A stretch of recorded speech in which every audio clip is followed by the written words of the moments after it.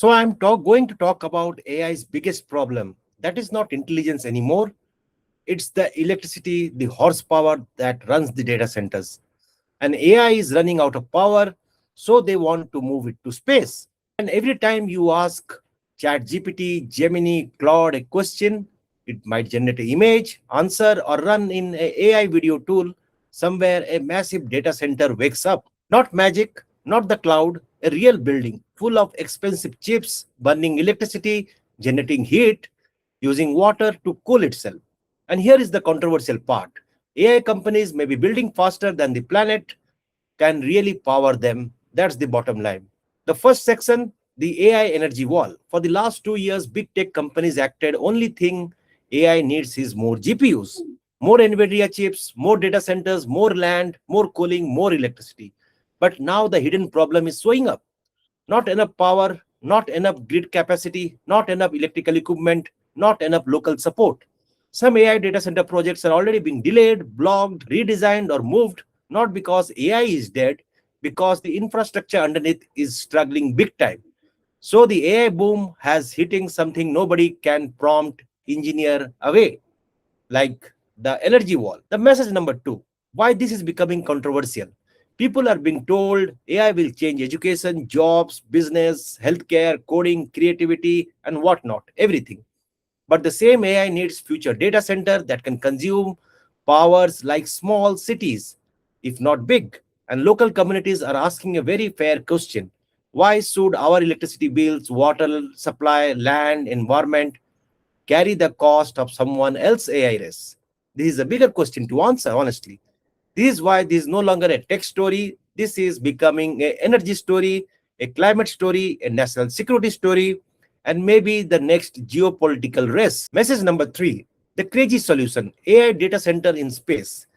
Yes, you might think of SpaceX. And this is where every story gets insane. Instead of building data centers on Earth, some companies wants to move compute the infrastructure to orbit. Yes, AI data center in space. The idea sounds like a science fiction, but it is already starting.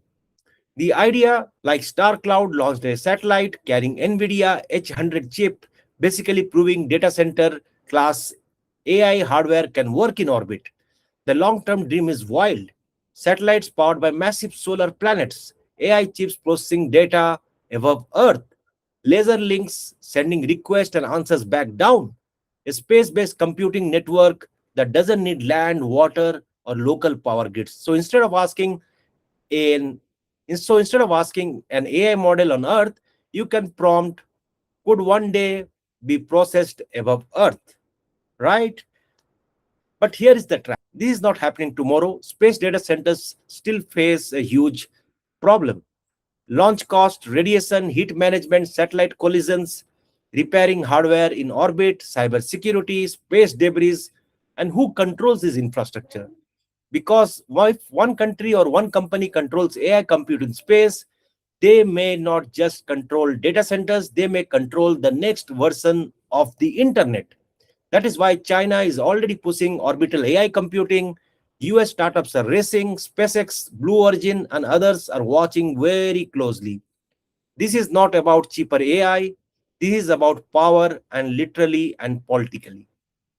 So the next one, so the next time someone says AI will become unlimited, remember this, AI is not unlimited. AI depends on electricity, it depends on chips, it depends on water, it depends on land, and soon it may depend on space.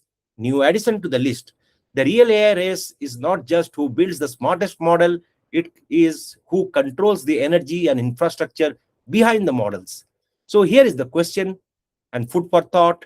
Would you trust AI data centers in space? Or is this the most dangerous tech idea nobody is talking about? Comment space AI if you think this is the future and subscribe because next AI war may not happen on Earth. Hey, if you have not met me, my name is Pritham. I talk about AI, latest trends, and generative AI and tools, productivity hacks. I happen to be a TEDx speaker and author as well. Thanks for tuning. Thanks for watching. Stay tuned for the next one.